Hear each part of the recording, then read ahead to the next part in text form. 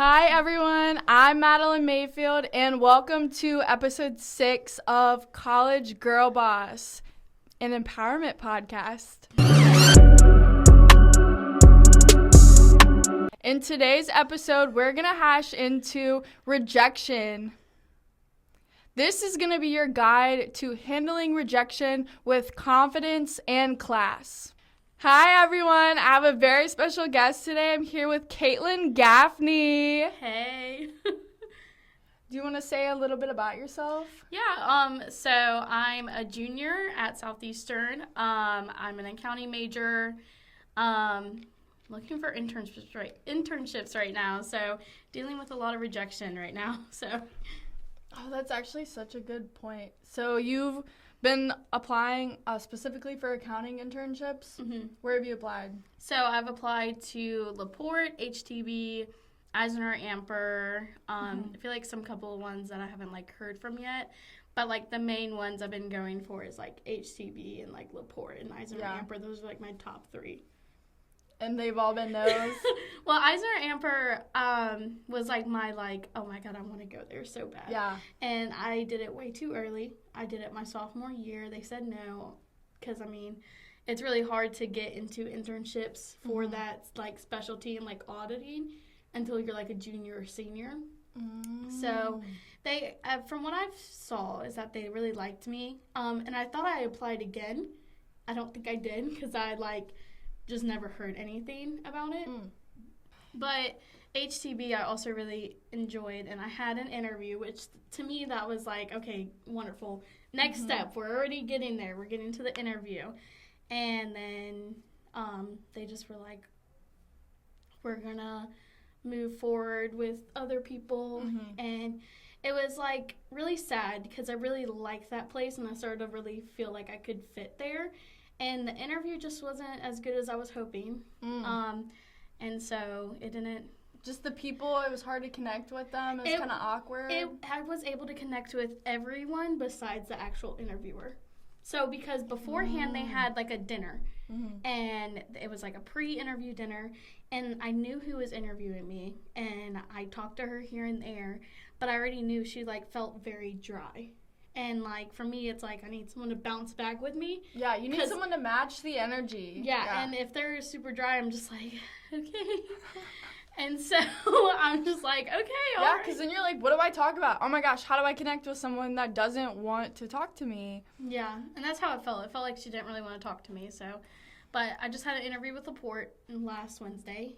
Had them send me another thing, we're going to move forward and give you an assessment and everything. So haven't heard anything about a second interview or anything, but so you have some leads out. Yeah. Okay. Yeah, so hopefully. We got some lines out. We're waiting for the big fish.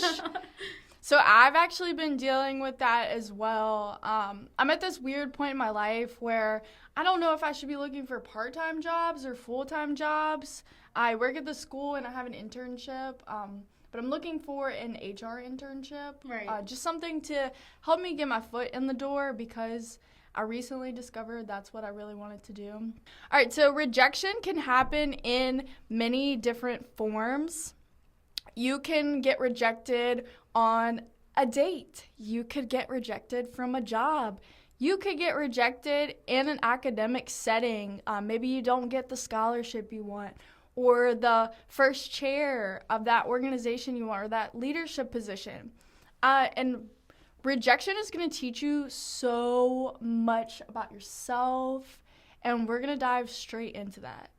All right, so if you ask someone, it's very common that you're going to get rejected in your life. And you are the 1% if you are not getting rejected in your life. Ever. I want your life because your life is perfect. There will be a point in your life where you are told no. And that's okay. Yeah, and that's okay, but you have to learn how to deal with it. And so on this podcast today, we are going to be diving into how to deal with rejection, how to deal with the emotions that come with the rejection, because it's okay, girl bosses. You're going to get told no. And you're going to thrive because of it. All right, so thinking about one of your biggest rejections, one of the very first times you were rejected, what was that like? Tell me your story.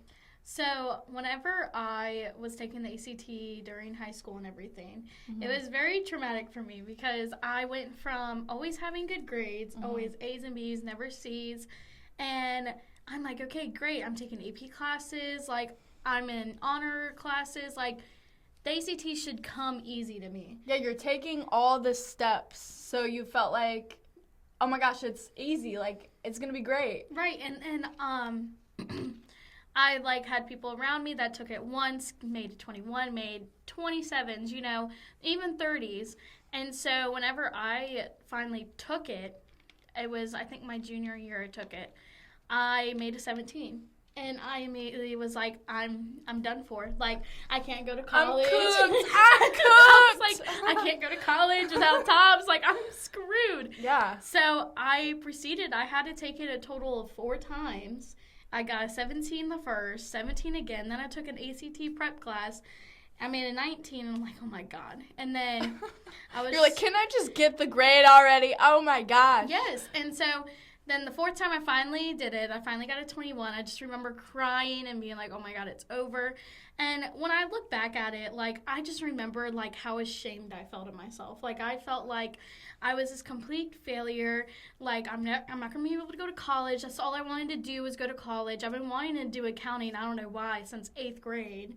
Like, I just been wanting to do it. Yeah. And I'm, like, terrified because my parents can't pay for college. And how am I going to be able to pay for college, you know? And so it was a very scary moment. But I proceeded to take the first one. Well, I got rejected, you know. I'm not going to be able to get tops. And then I just kept going and going. And even though rejection can be so hard, and I remember those moments that I thought I would never be able to get tops. I don't think I'm going to be able to go to college. And I did it. And here you are, a junior. And I have good grades because I also thought that since my ACT just was not good, that I was going to fail out of college. So that's all I was getting told. And so knowing that I have good grades and I'm doing better than a lot of other people that had 25s on their ACT, like a lot of things, especially if you're in high school, ACT is not that big of a deal. It is a big of a deal to get to college and get those scholarships, but after that, like, it does not matter. I've never talked about my ACT to anyone in any classes. Until today, literally. So it doesn't define you. That's mainly what the whole goal is. It doesn't define you. You're still awesome. I love that story. I think it's a very pivotal moment to, especially when you're coming into college. Everything just feels like the end of the world. Coming off of COVID and all of those experiences, it was like, oh my gosh, just all of it. If you would have met me when I was a freshman, first of all, we wouldn't have talked because I wouldn't have talked to you. And I would have been that one person that sat kind of in the middle and like, maybe like, hey, you got a pencil or something? But like, other than that, I did not talk to anybody. And so I just one day was really caffeinated and decided that I wanted to go to a women in business meeting, and I had gotten the email, and I was a commuter at the time, so never really put myself out there, went to school, went home, I had some friends from high school, but really nobody that was helping me to become better. And so put myself out there, went to the meeting, really had way too much coffee because I was like, I'm going to run for an e-board position. Yes, I got this. That was the most humbling thing ever. I had to go in front of a whole classroom of women and tell them why I should be on the board. And I did not get it. I absolutely bombed. I blacked out in the middle of giving my little speech about why I should be on the board. And I was so disappointed in myself. And looking back, it made me work so much harder. And I know that it was a plan that was meant for me because I got put on the board as somebody shadowing a senior at the time. I was a sophomore. And then I worked my way from being admin-elect to being the admin to being the vice president to being the president. And I never would have started this podcast because that's one of my passions, is helping women to really feel comfortable with themselves. And listen, you're not going to feel comfortable every single day. It gets uncomfortable sometimes. It could feel like you're dying, and it does feel like you're dying sometimes, but the worst is no. Yeah. At the end of the day, you know, you can use other phrases like, oh my God, no, and no. But, like, at the end of the day, it's no, and it doesn't define you. And, like, Yeah. I feel like I can speak about, like, everyone that you have been, like, an inspiration for a lot of women that are going into college of business. Like, I remember, like, talking with one of my friends about wanting to go to, like, a meeting and stuff, and just, like, all she was doing was talking so good about you, and, like, you have been, like, such, like, a special person in that just whole atmosphere in business and women in business. So I'm very glad you came over your fears. Aww, and you got rejected. And you got rejected. And I got rejected. And look where she is. Started from the bottom, now we're up. Yep. Especially as someone with anxiety, it does feel like you're dying. You get that panic attack. You get the knees weak, arms are heavy. There's vomit already. Mom, spaghetti. No, like you actually start feeling like that, and the mental symptoms can manifest in physical forms. So you just have to say, okay, this is what I'm feeling right now, and it's okay to be nervous because that means you care. You care about what you're doing, you care about your life, your future, and that's a good thing. So take that into consideration. The next thing is whenever you put yourself out there and you get told no, you immediately feel sad. You're like, oh my gosh. And your brain jumps to, I'm not good enough.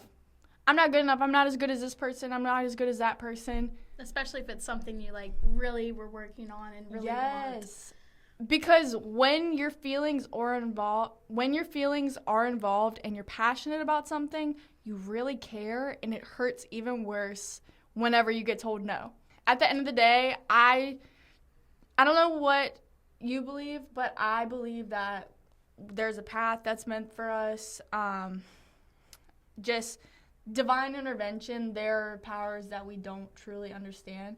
So even though it's a no, it might just be a no right now. Mm-hmm. You might not be ready.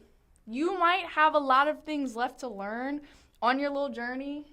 Before you get there. Yeah. Yes. I 100% believe it. I believe just like you have a path, and sometimes it's just not there. It's just like timing and everything, like relationships.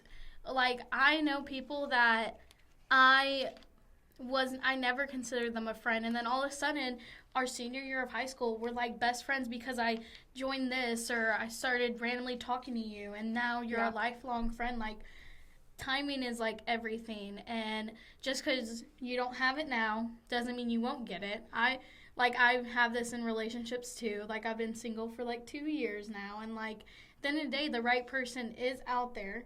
Yeah. And you will find that person. And just like a job interview and everything, like a position, if you're doing everything right, you're going to have those rejections, and then it will happen. It will be there. You just have to keep trying. And I think that's like the hardest is keep trying. That persistence, that consistency. But I have a whole folder in my emails of companies that have rejected me. And I honestly use it as my fuel. Okay, this person didn't think I'm good enough. This company didn't think I'm good enough. Well, guess what? I know that I'm good enough, and my ability is not reflective of the no's. And a lot of times, it's AI that's rejecting you. It might not be a particular person. And so especially in today's society, you need to tailor your resume to the company's title. There's a lot of strategic things that go into getting a job. It's not you and your personality sometimes. Sometimes you lack the skills. Sometimes you lack the experience. And sometimes you might just want more money and they're not willing to pay that. Or they want somebody that's different. And that's okay. If you get rejected, a lot of times it's really great to ask why. Mm-hmm. Because then that gives you an understanding. And I think some of the times we can get to a lot of the answers if we ask why. It's hard to come to terms with yourself, especially from like others' like point of view and everything. And I did not know that. I think that's a really good idea, just asking why. Because when you bring it into the next interview, or if you interview with that place again, you know, like, there's jobs are always going in and out. Like, I'm service industry, it's a revolving door. There's always going to be new people. There's always going to be those old people that stay. There's going to be people that come in and then they quit because it wasn't for them. Like, Yeah. It's best to just, like, I've been hearing a lot of advice from professors, and I think that's a really good idea to, like, ask your professors and ask their opinions, especially the ones that truly do care about you. And one of my professors, Dean, he does accounting 312. I love Dean. I love him. I just had him. I love him. I love his class. I love everything about him. He's so caring about people getting into internships, and he's very, like loud about getting your MBA, proceeding to be a public accountant, be the best you can be. And he says, like, you get 1 out of 3 jobs for accounting. Like, you apply to 3 jobs, you'll probably get 1. Like, you just have to keep trying and don't, like, quit. And, like, it's just, I think it's really good to just ask your professors, because obviously they know more than you because they've been through it, and then now they're professors. I think a lot of times it hurts a little bit less if you ask for the feedback. Right. So if you're just having a great day and someone's like, I got something to tell you, you're going to be like, oh. What? What? Yeah, exactly. But if you put yourself in the mindset of having that growth potential, that growth mindset, then you're going to be ready to accept that criticism, and you're going to be able to apply it in the way that is most beneficial for you. My most embarrassing thing I've ever done was accidentally falling out of a chair this semester. I did that today. Oh, I legit was out. I was with my friend, and we were in the student union in front of everyone. And I was grabbing something out of my bag, and just all of a sudden the chair was just coming up with me because I was leaning like this, not like kind of like that, more like down. Yeah. And it just slowly was coming, and I was like... I just had to laugh about it, because like, you can't take yourself seriously, or you're just gonna be this serious person all the time. Like, who cares if people were like, oh my god, did you just see that girl? Yeah, did you see me? That was hilarious. How did that even happen? Yeah, and there's gonna be those people that just don't believe in you, and that's okay. The haters are the motivators. Yeah, they are the best motivators. Oprah Winfrey, Taylor Swift, Marilyn Monroe. Marilyn Monroe. She was a little promiscuous, though. Miss Marilyn. But yeah, I was looking up some women earlier, and she was one of the ones that popped up. She didn't even have any acting gigs after her one contract ended with this other agency, and she turned out to be one of probably the most iconic women you can think of. And she bagged JFK. Yep. Wasn't it JFK? I think JF Kennedy singing the birthday song. Happy birthday, Mr. President. Oh my God. No. I think that you can do anything you put your mind to, and you don't want to be on, this is going to be a little bit morbid. You don't want to be on your deathbed wondering, oh, I don't know what my life would have been like if I would have this. If I wouldn't have done this, if I wouldn't have said hey to this person, if I would not have put myself out there. That's something that burns into the back of my mind, because I don't want to have any regrets in my life. I want to live it. I want to have a great time. Not everything's going to be great, but we just keep pushing and we keep striving for better. 1% better every single day. Yes, absolutely.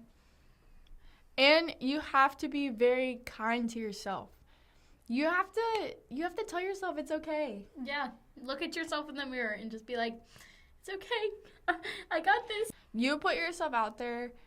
You got told no, and handle it with style. Don't let anybody tell you that you're not good enough, especially, and no one can tell you that you're not good enough if you believe that you are good enough. All right, so next week's episode, we're going to be diving into You Are the One. And this topic is going to be super exciting, because we're going to dive into taking control and responsibility of your own life. You are the one. So if you are excited for next week's episode, make sure to tune into that. Podcast episodes are released every Wednesday on Spotify and YouTube. What's your favorite song? I never know any songs. Like, off the top of my head, I have to, like, hear them before. I, like, listen to heavy metal, so that's probably not a good I hate everything. Oh, my God. 3 Days Grace. You're a real one. Because I was listening to that before I came here. Oh, my God. Well, so what's your favorite heavy metal song? Like you have the aux and you're like, okay, I'm alone. I'm in the car. I do like Disturbed's Down with the Sickness a lot. I feel like it's a really good karaoke one. That was so good. Do it again. Thank you, everyone, for listening to today's podcast. Please leave a comment. I don't know, if you found this video helpful, please give it a thumbs up and leave a comment. I would love to know what you learned on today's episode, and let me know of any episodes you're really wanting me to talk about. And as always, thank you, girl bosses, and I'm so excited to start this journey with you.